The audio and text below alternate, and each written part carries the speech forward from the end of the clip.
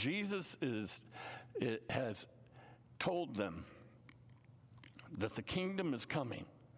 Now, the next verse is verse 2, and it says, 6 days later, he took his closest disciples, Peter, John, James, and he took them up a mountain. Now, he's up in the northern section of Galilee, near Nazareth, near his hometown.